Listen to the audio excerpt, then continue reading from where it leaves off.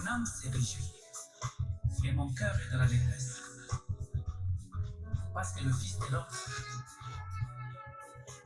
a fait des voix et douces paroles parler dans l'âge du pergame de l'agneau. Merci Seigneur.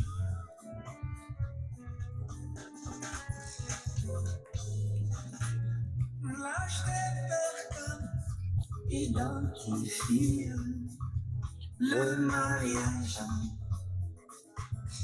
L'église de Christ n'a pas lâché de patience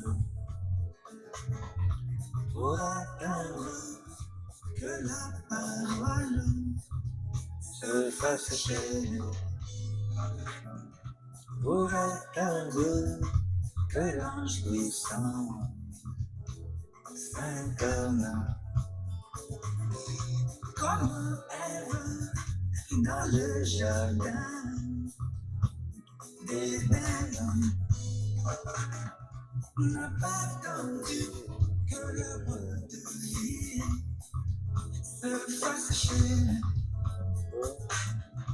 Comme Richard n'allait jamais d'Éden. N'a pas attendu que le roi de vie se fasse chair. Oh, hey, c'est l'homme qui les vit. L'homme quittera son père et s'attachera à sa femme. Tous deviendront une même chair. C'est pourquoi Jésus quitta son père pour unir mon âme, pour unir mon cœur. L'os de ses os, chair de sa chair, vie de sa vie, vie de sa vie.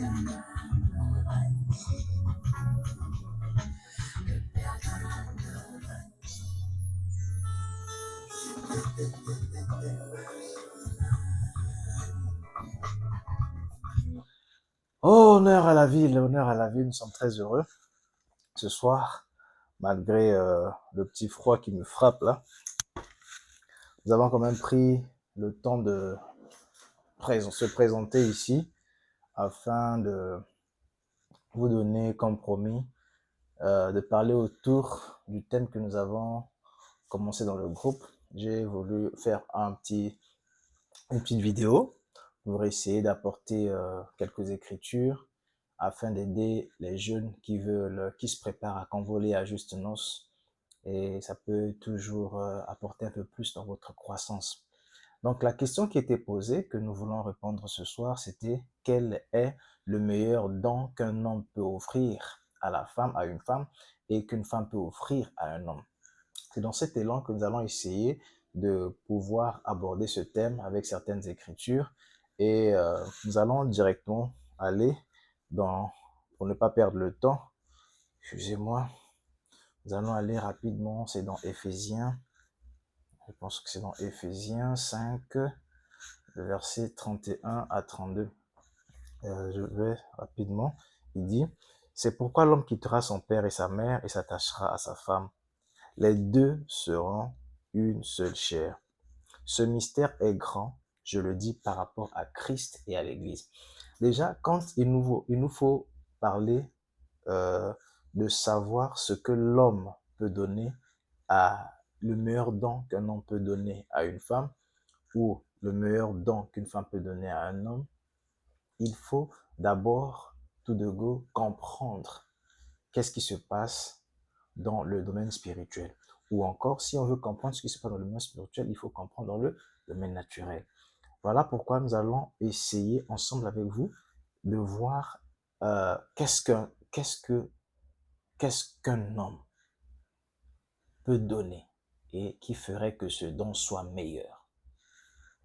Donc, le thème que nous allons aborder ce matin, je dirais ce soir, parce qu'il est soir ici, euh, ne renvoie pas au principe de réciprocité commerciale.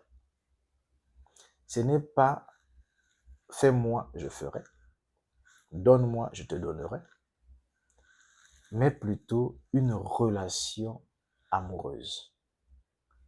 Ce n'est pas gratte-moi le dos et je te gratterai le dos. Non.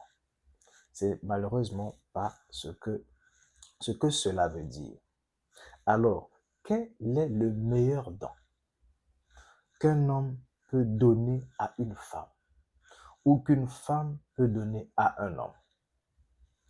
Vous savez, avant de définir ou avant de comprendre, connaître le meilleur don, il faut d'abord connaître les attentes de l'un et de l'autre. Il est dit d'une manière générale que le meilleur don qu'un homme peut donner à une femme, c'est l'amour. Et d'une manière générale, que la femme peut donner, c'est la soumission. Donc, un homme qui craint Dieu aimerait sa femme. Et une femme qui craint Dieu serait soumise. Oui, c'est vrai. Alors, cela veut réellement dire quoi si on va dans une étude un peu plus approfondie? C'est ce que nous allons essayer de faire en 30 minutes pour ne pas être assez lent. Nous allons essayer de nous balader parce que nous allons vous dire ceci. Pour donner le meilleur, pour que la chose soit vue dans son caractère meilleur, il faudrait que celui ou celle qui la reçoit, que ce don qui est reçu réponde réellement aux attentes de celui ou celle qui le reçoit. Je répète, pour que un don ou pour que la chose soit meilleure envers l'un ou envers l'autre, il faudrait que la chose donnée réponde aux attentes de la personne qui la reçoit. Si et seulement si un don doit être dit meilleur, il doit répondre aux attentes de celui ou celle qui le reçoit. C'est en ce moment-là seulement que ce don devient meilleur.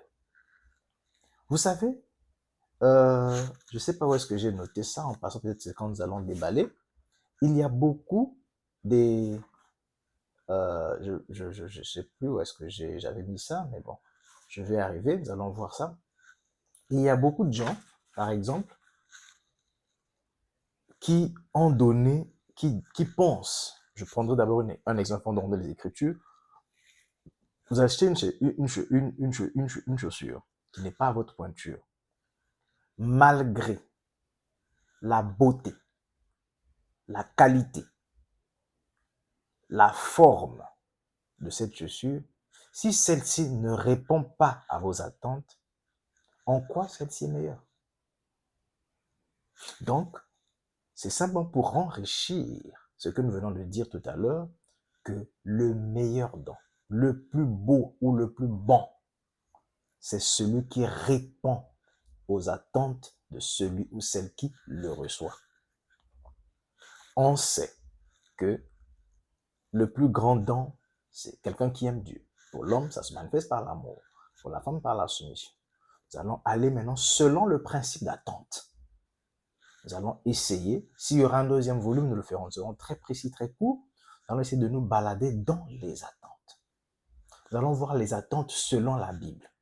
Et les attentes selon la Bible vont nous dégager ce que l'homme attend de la femme et ce que la femme attend de l'homme. Rappelez-vous, avant que je continue, rappelez-vous que nous ne sommes pas dans un principe de réciprocité commerciale, où il est dit que c'est quand tu donnes, je donne. Non, c'est plutôt une affaire d'amour.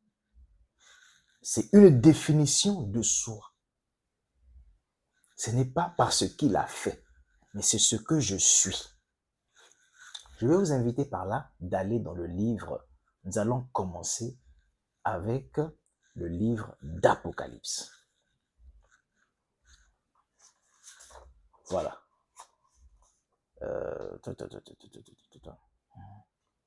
Voilà, je viens de retrouver ça, la petite parenthèse. Oui. Vous savez, pendant que je cherche Apocalypse, euh, vous savez, parfois les gens se disent, ça se passe souvent en Occident, euh, je lui ai offert une maison. Et quand les gens qui sont tout autour vont entendre, oh, mais ce monsieur a offert une maison à cette femme. Mais cette femme est partie. Mais oui, c'était pas ça le plus grand don. Mais pourquoi il pleure? C'est pas ça le plus grand don, malheureusement. Il a offert à la femme un voyage. Et la femme s'en est partie, s'en est allée. Ah, mais la femme est ingrate, et les gens vont raconter. Non, mais c'est pas ça le plus grand don. Vous n'avez pas, malheureusement, pas répondu. Bah, ben oui, la femme dira, ben je l'ai soutenu dans ses études. C'est c'est un monsieur ingrat. Mais oui, c'est pas ça. L'autre dira encore, j'ai dépensé mon argent, je l'ai même épousé. Vous savez, aujourd'hui, quand nous allons le déballer, vous allez constater que nous vivons un âge tellement subtil que c'est pas ça. Il faut comprendre l'attente de la personne qui est en face de vous. Et si vous répondez exactement selon les Écritures, automatiquement, cela sera ou cela peut être ou cela est appelé le plus grand don. Allons-y dans Apocalypse au chapitre 2, le verset 1. Alors, l'Apocalypse chapitre 2, verset 1, c'est là où nous allons commencer. Ça, je vais revenir ici après. D'accord? Je commence par, d'accord, Apocalypse, d'accord.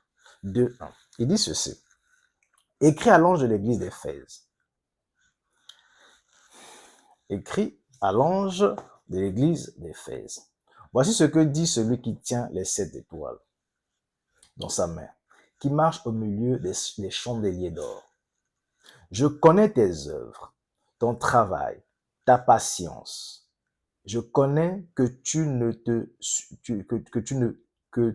peux souffrir les méchants. Et tu as éprouvé ceux qui se disent apôtres et ne le sont point. Tu les as trouvés menteurs. Tu as souffert. Tu as eu de la patience. Tu as travaillé pour mon nom et tu ne t'es point découragé. Mais j'ai contre toi que tu as abandonné ta première charité, ailleurs on dirait ton premier amour. Souviens-toi donc d'où tu es déchu, réponds-toi et reprends tes premières œuvres, sinon je viendrai bientôt à toi. Toutefois, je vais au exercice rapidement, toutefois tu as ceci, que tu es les actions du Nicolaïte, des Nicolaïtes, lesquelles je hais aussi. Verset 7, que celui qui a des oreilles écoute ce que l'Esprit dit aux églises. À celui qui vaincra, je lui donnerai à manger de l'arbre de vie qui est au milieu du paradis de Dieu.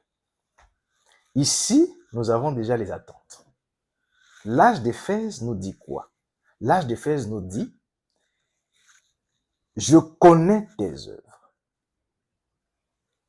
Nous avons dit ici, dès l'entrée de jeu, que le plus bon dent, ou le meilleur des dents, est celui qui répond aux attentes. Or, dans l'âge d'Éphèse ici, Christ s'adresse à l'épouse, à l'Église. Rappelez-vous de l'écriture que nous venons de lire tout à l'heure de Paul, où Paul dit que ce mystère est grand, l'homme et la femme. Quand je parle de l'homme et de la femme, je parle de Christ et son épouse. Donc, vous voyez que non, ça marche presque ensemble. Il y a des attentes de Christ. Christ s'attend à quelque chose envers son épouse. Et l'épouse aussi s'attend à quelque chose qui doit venir de Christ. Alors, dans l'âge d'Éphèse, ce que nous venons de lire, quelles sont les attentes? Pour que celle-ci soit satisfaite et pour que celui-ci soit satisfait. Nous avons lu le livre d'Éphèse. Le livre d'Éphèse, ici, a dégagé le caractère de la femme. Une femme, qu'est-ce que l'homme attend de la femme concernant le livre de l'Apocalypse, selon l'église d'Éphèse? Il y a la responsabilité. Dans la responsabilité qui est dégagée ici dans le livre d'Éphèse, on parle du pardon. On parle de la patience, de l'endurance, de la persévérance. Ici, l'homme reçoit de la femme de la patience et de l'endurance. Parce que ce chemin sur lequel vous rentrez, vous ne l'avez jamais emprunté autrefois. Alors, ce que je demande envers toi, oh ma chérie, c'est la patience, c'est la persévérance, c'est l'endurance. C'est quoi? C'est la sagesse, l'intégrité. Ici, l'intégrité renvoie dans le fait d'être sourde à tout ce qui se passe à l'extérieur. Rappelez-vous que nous sommes à Éphèse. Je ne rentre pas dans le côté le côté un peu plus élevé du message. Je reste vraiment terre à terre pour que tout le monde se retrouve. Donc l'attente de Christ ici envers son épouse, de l'homme, je dirais de l'homme envers son épouse, c'est d'avoir une femme à ses côtés qui est responsable. Ça veut dire quand une épreuve arrive, quand un problème arrive, celle-ci est à même de demander pardon. Ça touche. Une femme patiente.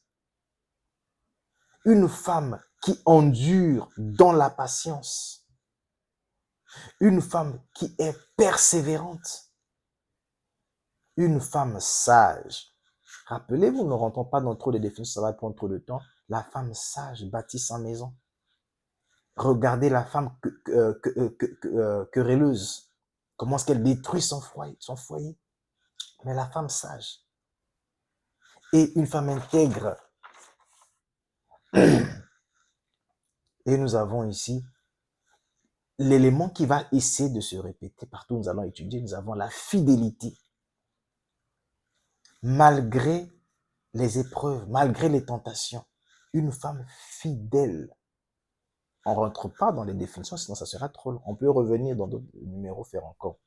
Et il demande, reviens à ton premier amour parce que parce que il y a un problème, celle-là était tombée dans Éphèse. Or, le premier amour, rappelez-vous, il est toujours dit que l'amour se base sur quelque chose où on a souvent tendance à entendre ici et là, le vœu n'a pas été sincère. Donc, la sincérité.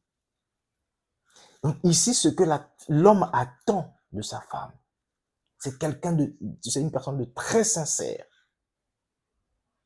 Alors, qu'est-ce que l'homme attend de la femme? Qu'est-ce que la femme attend de l'homme? Ou qu'est-ce que la femme reçoit de l'homme? La femme reçoit de l'homme. Il est dit, au verset, je pense, le verset 7, je dis, celui qui a des oreilles, voilà, à celui qui vaincra, je lui donnerai à manger. Or, ici, cela montre que la femme attend à ce que son mari puisse la nourrir. La nourrir et l'entretenir. Donc, nourrir, vous allez aller, je ne veux plus lire ça, allez dans Proverbe 20, dans Proverbe 30, 20, où on parle de manger. Il est dit là-bas que c'est comme une femme prostituée. Or, vous connaissez qu'une femme prostituée est celle qui est mariée, mais entreprend des relations sexuelles avec celui qui n'est pas son mari. Et ici, il est dit que c'est comme une femme prostituée qui, après avoir mangé, essuie sa bouche et dit, elle n'a point fait de mal. Vous comprenez par là que manger conduit, donc nourrir conduit à quelque chose que vous découvrez. Donc la femme s'attend à ce que son homme puisse la nourrir dans tous les sens possibles. La femme s'attend à ce que cet homme l'entretienne. La femme s'attend à ce que l'homme puisse dialoguer, puisse communiquer. Or, dans la communication, dans l'art de la communication, nous avons la parole. Ça veut dire qu'un homme est celui qui connaît parler, car Dieu a tant aimé le monde, car au commencement était la parole. C'est la parole qui crée tout dans le foyer. La parole crée tout dans le foyer. Excusez-moi, s'arrêter là. Ah, d'accord. Vous voyez un peu? Donc, c'est ça. Merde, c'est pourquoi ça me fait connerie, cochonnerie comme ça. Donc, qu'est-ce qui se passe là? Oh merde, il a fait. Voilà. Donc, un homme doit connaître dialoguer. Un homme doit connaître dialoguer. Dieu a créé par la parole. Un homme, c'est celui qui connaît parler. Et dans cette période, la femme attend de toi la parole. Et dans la communication, encore, nous avons le toucher. Vous imposerez les mains aux malades et les malades seront guéris. Un homme est celui qui connaît, qui a le sens du toucher. Donc la femme attend ça de l'homme. Je dis bien que tout dépend des attentes. Et le service, c'est aussi un aspect de la communication. Un homme n'est pas seulement celui qui dicte, mais qui sert aussi. La femme attend de l'homme un caractère d'un homme qui serait aussi à son service. La femme attend aussi de l'homme les dons. Ceci n'est pas pareil aux dons comme thème de notre partage de ce soir. Un homme doit toujours être là, doit toujours être apte à partager. Pas toujours avec l'expression qu'on aime utiliser là. Car Dieu a tant aimé le monde qu'il a donné son Fils unique. Donc c'est ça, le don consiste dans le fait de partager même les moindres. C'est cela qu'une femme attend d'un homme. Et nous allons évoluer pour ne pas perdre le temps. Nous allons tomber à Smyrne. À Smyrne, vous allez lire. Je vous donne déjà les noms parce que l'heure est en train d'avancer. Je suis presque à 21 minutes. Je vous donnerai. Or, l'attente de Smyrne, c'est quoi? Ici, l'homme attend quoi de la femme? La fidélité. Ici, c'est pas le fait de s'attacher, c'est le fait de s'attacher à l'homme. Donc, quand tout ne marche pas, ici, l'homme attend de la femme la fidélité. Tout ne marche pas, c'est comme je venais de le dire.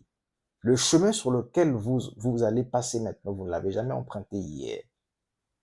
Alors, il est demandé à ce que la femme soit fidèle, soit endurante. Donc, ici, à Smyrne, l'homme attend l'endurance, la fidélité, le courage dans la prise des décisions importantes. Vous avez dit oui hier. Est-ce que serez-vous fidèle à cette décision-là? Ou à cause des épreuves du chemin, allez-vous balbutier et relâcher? Vous avez vu, qu'est-ce que la femme attend, l'homme attend de l'homme, l'autre là, de la femme?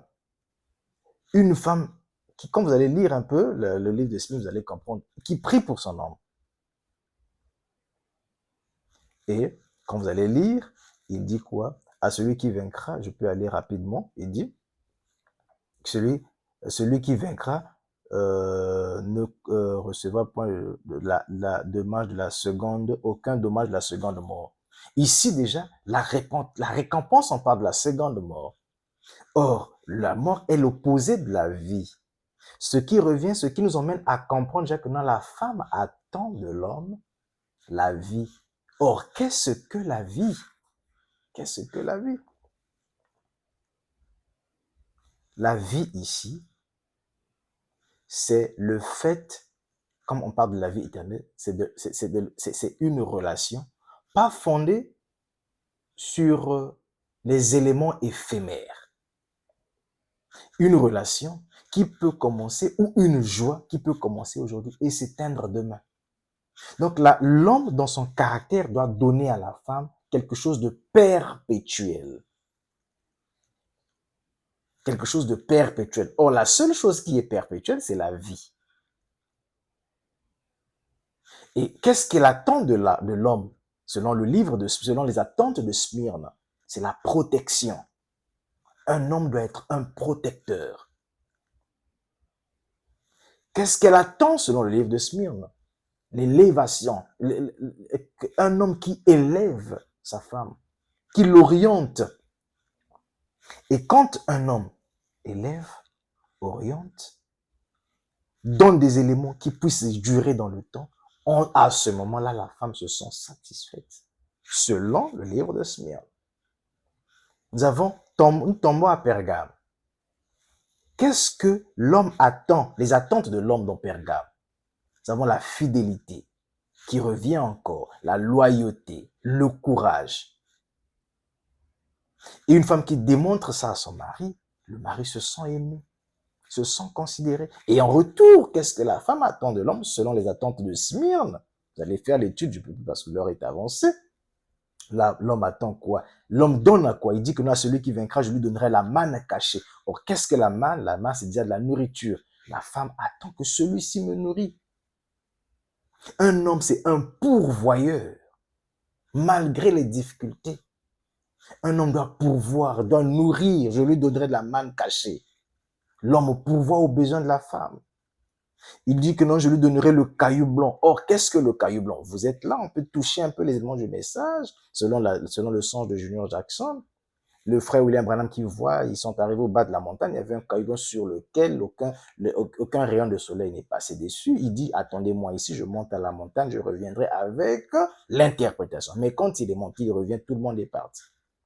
Alors, ça veut dire quoi ici, selon le cas échéant? Ça veut dire que non, la femme a besoin d'un enseignant. L'homme doit donner des enseignements forts à une femme. Ça doit être un enseignant, parce que c'est lui qui guide, qui oriente. C'est ce qui veut dire la manne cachée. Et le nom nouveau, dit que à celui qui vaincra, je lui donnerai le nom nouveau. Qu'est-ce que la femme attend de l'homme par rapport au nom nouveau? C'est l'identité. Elle était Madame X chez ses parents parce qu'elle était fille X chez ses parents, parce qu'elle est née sous une identité. Elle vient ici, cela montre que non. Ce n'est pas que quand la femme change de nom en portant sur les documents le nom de son mari, cela ne sous-entend pas seulement, cela ne veut pas seulement dire ça, une image aussi dans son caractère. Je vais aller avec Thyatire. La femme attend quoi de l'homme? L'homme a quoi? Qu'est-ce que l'homme attend de la femme selon les attentes de Thyatire? De l'amour, de la foi. La foi ici, on parle de la confiance et de la fidélité. Le mot fidélité revient toujours. Dans les prochains numéros, nous allons essayer d'être un peu clair, un peu plus clair sur la fidélité. Nous parlons seulement des dons comme ça, mais selon l'orientation des âges de l'Église dans l'Apocalypse 2 et 3.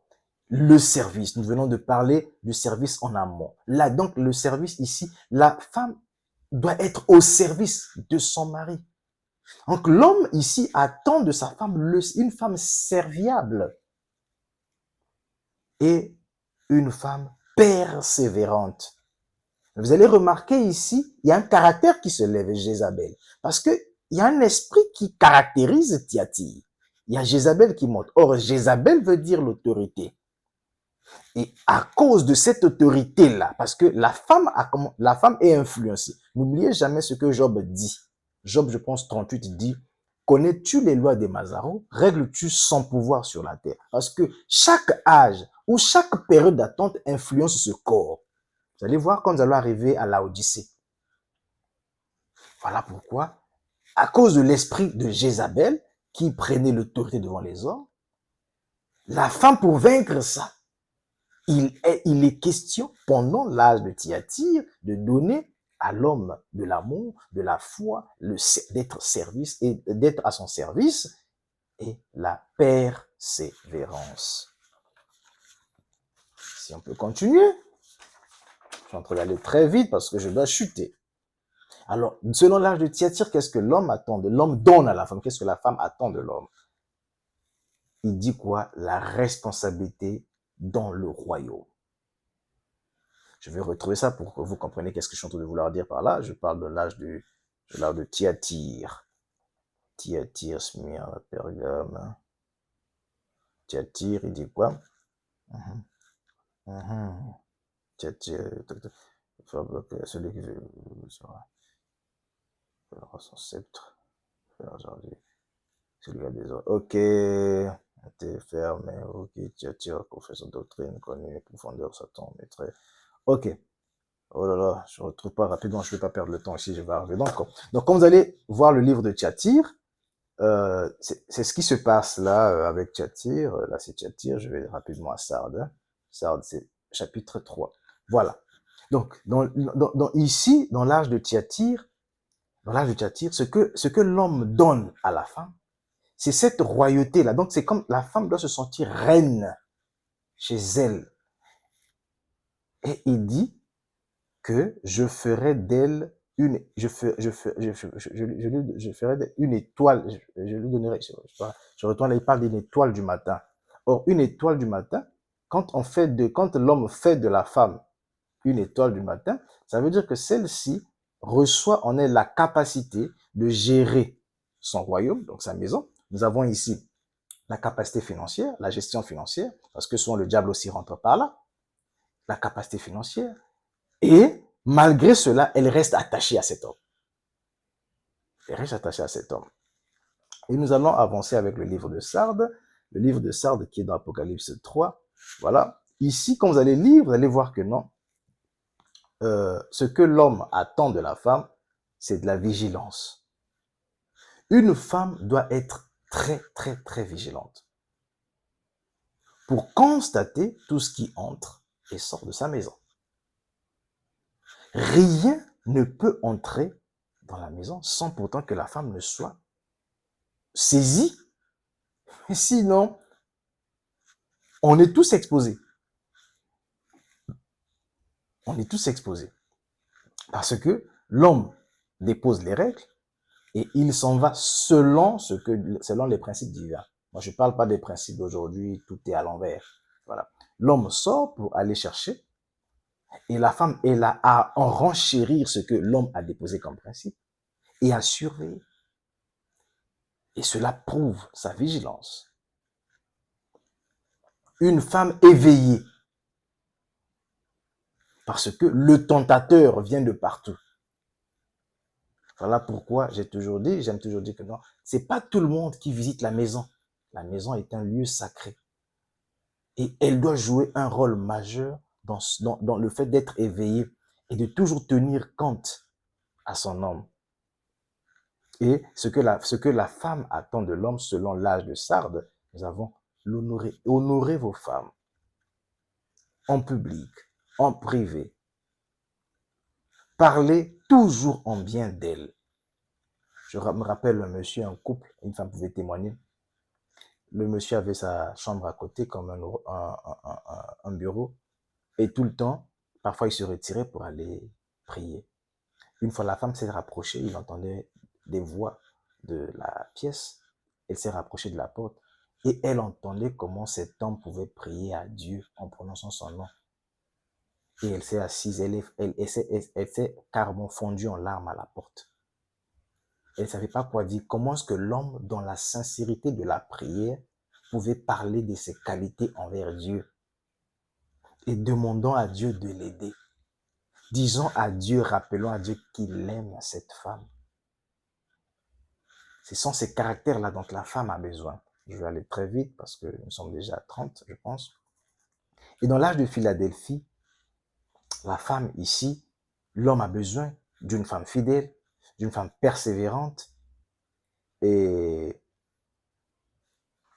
voilà, fidèle, persévérante parce que voilà, c'est le caractère que Philadelphie nous présente ici. Je vais très vite. Et l'homme ici, qu'est-ce que la femme attend de l'homme?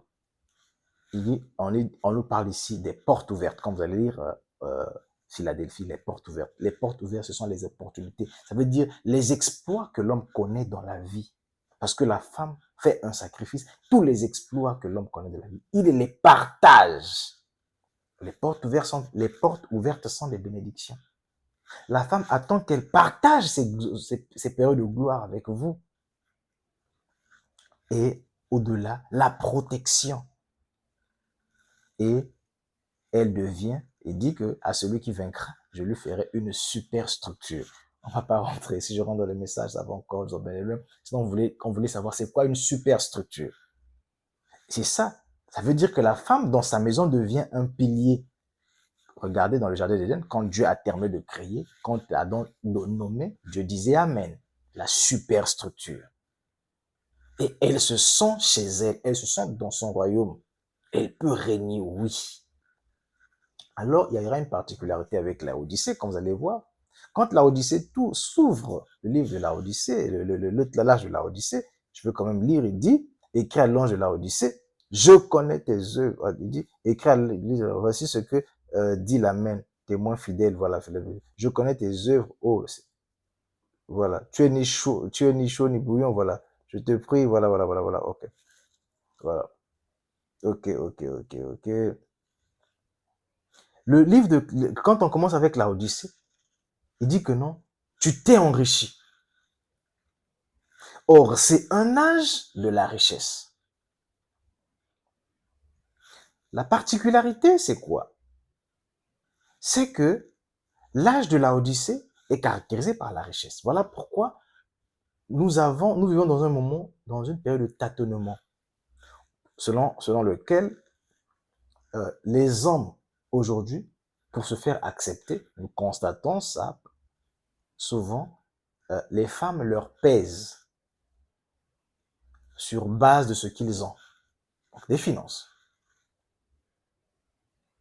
Si celui-ci ne présente pas une situation financière assez importante, c'est pas parce que la femme ne veut pas, mais c'est simplement parce que la femme est sous l'influence de l'âge. Je me suis enrichi, je n'ai besoin de rien. Parce que Job nous a déjà dit que rappelle-toi des lois des Mazaro. Ils ont un pouvoir. Elles ont, j'allais dire, un pouvoir sur la terre. Donc, un âge qui est caractérisé par la richesse, automatiquement, c'est que les personnes vivant dans cet âge auront les yeux braqués sur ça. Voilà pourquoi il est dit à celui qui vaincra.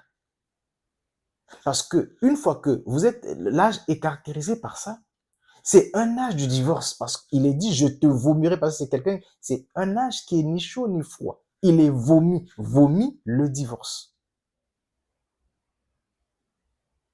C'est un âge très, très, très subtil. Une illusion de la suffisance. Il est caractérisé par l'illusion de la suffisance. Par conséquent, nous constatons que nombreux sont face à ce phénomène-là, qui ne sont presque pas acceptés parce que c'est l'âge du divorce, c'est l'âge de l'argent, c'est l'âge de la richesse. Mais à celui qui vaincra.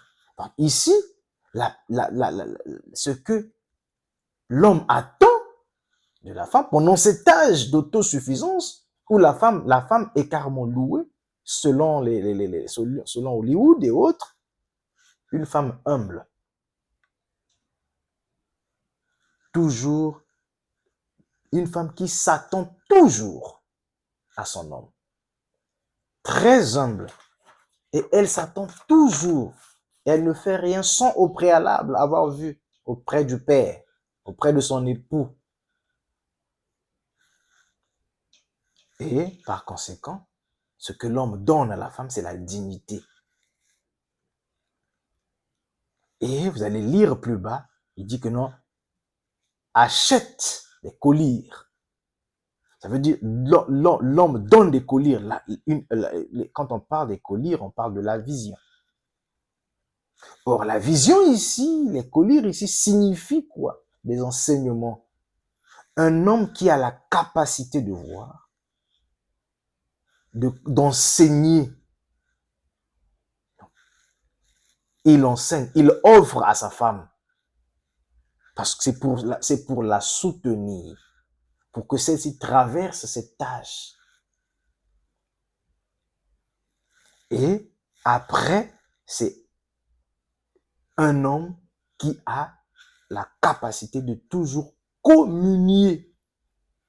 La communion. Rappelez-vous que c'est la chose que que Adam a perdue dans le jardin d'Éden.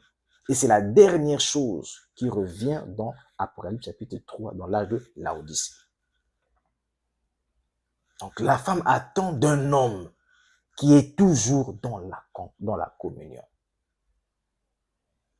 Pour l'aider. C'est comme nous avons évolué, nous avons dit tout à l'heure, en passant, que la communication et autres. Maintenant, pour terminer, je veux faire un petit schéma. Je pense que je l'ai fait rapidement et après nous allons chuter. Vous allez voir, quand vous allez lire les âges de l'Église, vous allez prendre le premier âge, donc l'âge d'Éphèse, Smyrne et Pergame, qui est caractérisé par la couleur blanche, la foi. Non, pas la couleur blanche, j'ai le rouge, mais je rentre pas dans les couleurs. Éphèse, Smyrne, Pergame, c'est le lion, c'est l'onction du lion. Donc, la femme a besoin de l'onction du lion. Donc, l'onction du lion protège, ou l'homme protège. Or, le lion, excusez-moi, je pense avoir souligné ça quelque part. Where is the date? Voilà. Donc, le lion, ici, nous avons la force, le courage, la puissance et l'autorité. C'est cette onction-là qui protège la femme, dont la femme a besoin dans l'âge d'Éphèse, de Smyrne et de Pergame. Un homme qui a la capacité, un homme qui est courageux, pas un poltron. C'est cette capacité-là. Et ici, la vertu, donc la vertu que la femme dégage envers cet homme-là, c'est la foi. Et nous avons Thyatire. Thyatire, regardez, quand la femme traverse une tribulation, quand la femme donne des vertus que nous avons citées, automatiquement la Bible dira Dieu élève un étendard, l'étendard du lion, l'étendard. Oui, ce sont les capacités que l'homme élève pour récompenser. Donc l'étendard qui est élevé à l'âge de Thyatire, donc l'âge du veau, l'âge du veau, l'âge de Thyatire, c'est la vertu, la connaissance et la tempérance.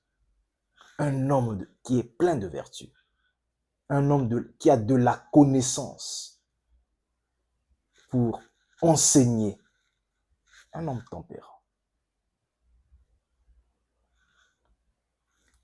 Sardes, Philadelphie, nous avons la patience et la piété. Et là, c'est l'homme. L'homme ici typifie l'intelligence, la sagesse, la compréhension, la responsabilité. L'âge de Laodicée, nous avons l'amour.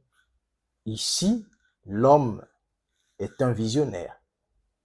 Nous avons la capacité de voir au-delà du naturel. Et avoir un homme dans la maison qui a la capacité de voir au-delà de la chose naturelle, c'est une bénédiction. Alors, pour conclure, nous sommes pratiquement déjà à 42 minutes. Je n'aime pas trop des longs messages, c'est pas trop bon. Ça coupe, voilà. Donc, un don, je dirais qu'un don n'est pas simplement quelque chose que l'on possède et que l'on remet à quelqu'un. Selon l'étude ou le caractère dégagé dans Apocalypse 2 et 3, le don n'est pas simplement quelque chose que l'on possède et qu'on le remet à quelqu'un. Dans sa dimension relationnelle, le don est une partie de moi que je choisis librement d'engager au bénéfice de l'autre afin de contribuer à sa vie, à sa sécurité, à sa croissance, à son identité, à sa destinée et à sa communion avec moi. C'est quelque chose, c'est pas quelque chose que je possède, que je donne, mais c'est moi, c'est une partie de moi. Donc je m'offre entièrement à la personne pour contribuer à son évolution et rester en communion avec moi. Et si cela peut se passer ainsi pour l'homme et la femme, automatiquement, le divorce, qui est la maladie de l'âge, ne rentre pas. Ça ne peut pas rentrer. Parce que ce que je suis, j'ai étudié la personne avec qui je devais marcher.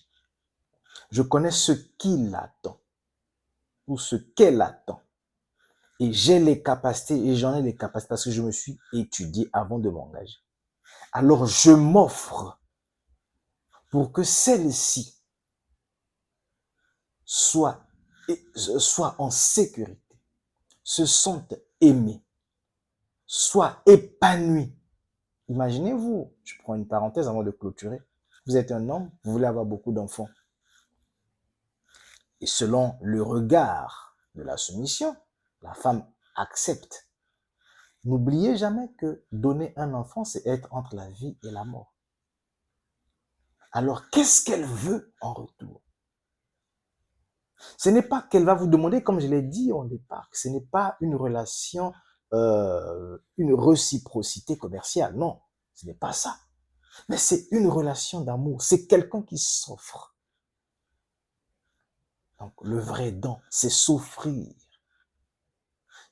Donc, s'offrir à la personne sans attendre quelque chose en retour.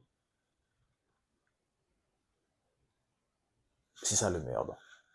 Seulement, il faut étudier cas par cas. Voilà pourquoi nous sommes partis dans nous avons essayé d'effleurer le livre d'Apocalypse avec les âges. Et dans chaque âge, il y avait une attente des deux côtés. C'est vrai que, en gros, ça veut dire la même chose. Il y a la soumission et l'amour. Nous avons voulu voir un peu les spécificités de la soumission et de l'amour qui se dégageaient dans chaque âge, selon le comportement de l'Église et de Christ. Et ça dépend. Voilà, ces comportements-là, nous les rencontrons aussi sur Terre. Voilà pourquoi certaines peuvent naître en janvier, décembre, février. Tout ça, ça décrit les caractères de ce corps. Une fois que vous avez détecté, par amour que vous avez de Dieu, vous saurez quoi donner à votre partenaire. Et c'est en cela que nous terminons. Nous allons peut-être vouloir vous donner dans les plus gros détails prochainement, parce que on a juste lu la Bible en passant et on a beaucoup parlé. Et tout ça, on peut vous donner dans les écrits, dans le message, parce que tout nous a été donné par le messager William Marion. Voilà. Honneur. Je vous salue.